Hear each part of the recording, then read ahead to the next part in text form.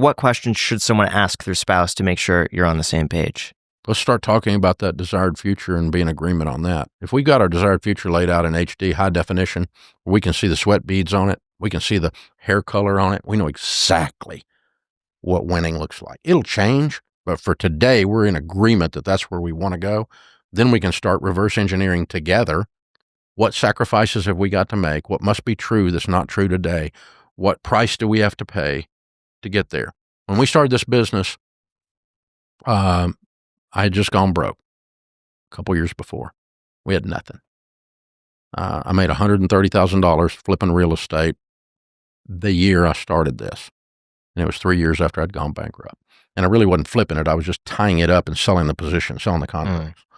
And I did the numbers, and I said, Sharon, we sat down and looked at it, and she said, this stuff that you're teaching at church, this financial peace stuff, this is really helping people. And we need to talk about it. Okay, so we're praying about it. I'm like, okay, I think God is telling us to go just do that and not do real estate anymore. But if we do, the best I can figure, selling a few books and a few speeches and having a little class, I might make $62,000. Here's the numbers. Here's how I get there, which is half of what I made the year before. I got little babies and a wife who's just gone through a bankruptcy. And we're looking at this, and I said, do you think we ought to do that? And she said, I think we're supposed to do that. I said, you really think we're supposed to take a pay cut in half? This is the weirdest, stupid conversation. She says, not a pay cut in half. It's a step. It's what we must do to get to where. And she said, can you imagine how many people are in debt? If we helped a few million of them, how much that 62,000 would change? And we talked about it. We said, okay, but you know what this means? It means I got 16-hour days for the next 2 years. You're going to be a single mom who's just gone through bankruptcy. I'll be here, but I ain't going to be here. I mean, I'm going to be on the road talking books. I'm going to be talking to radio stations to get them to put me on. I'm going to be in a ballroom speaking somewhere. I'm going to be at the back table selling books. I'm going to be at the office till 11 o'clock at night counseling somebody who's broke.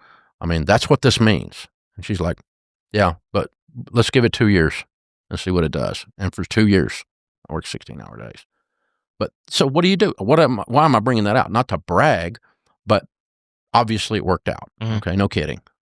Life's good, right? But we laid out the desired future where we want to be 10 years from now, but here's the price that must be paid to get there, and only then together could we do that. If she had been at home going, we need work-life balance. I'm here with these little kids all day long by myself. And what are we doing? Financial peace, my butt. If that had been the routine, which she never said a single word like that at all, to her credit. I mean, she's a freaking warrior. And she'd send me out the door with lashes on my back. Get out there, and so quite the opposite. So, but if we weren't joined at the hip on this, if we weren't aligned on the price that must be paid to get to the desired future, we couldn't have done it. We couldn't have done it.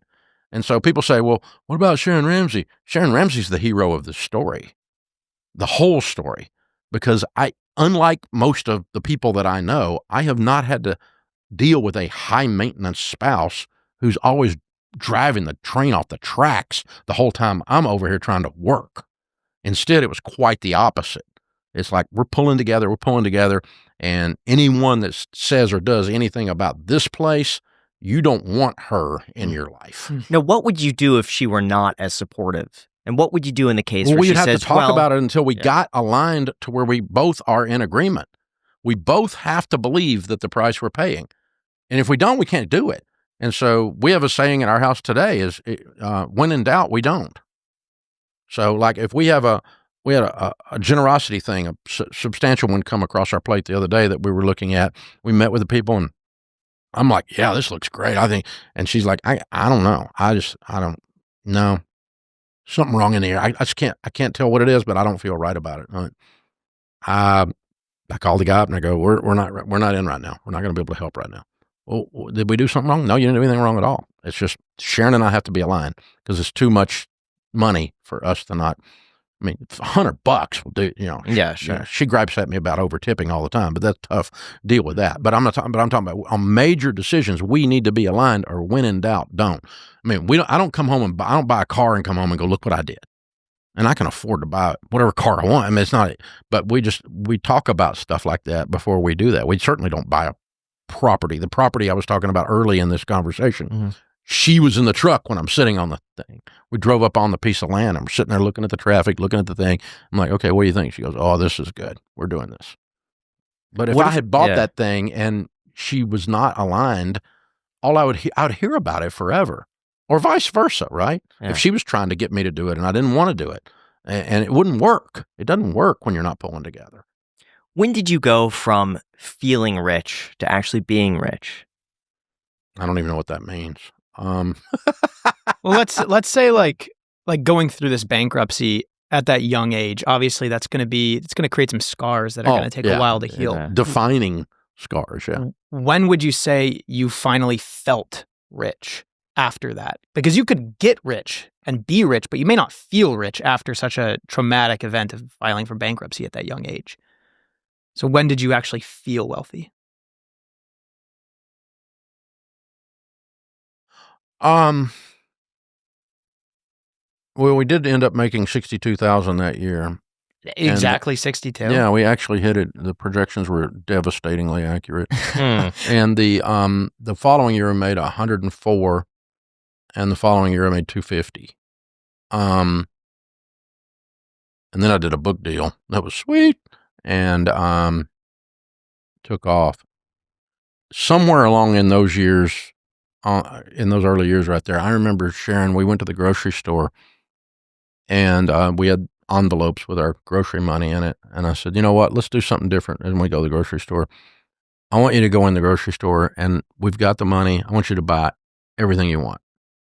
And she filled up a whole buggy with stuff. I said, don't look at the price. If you see something you want in the grocery store, let's just get it.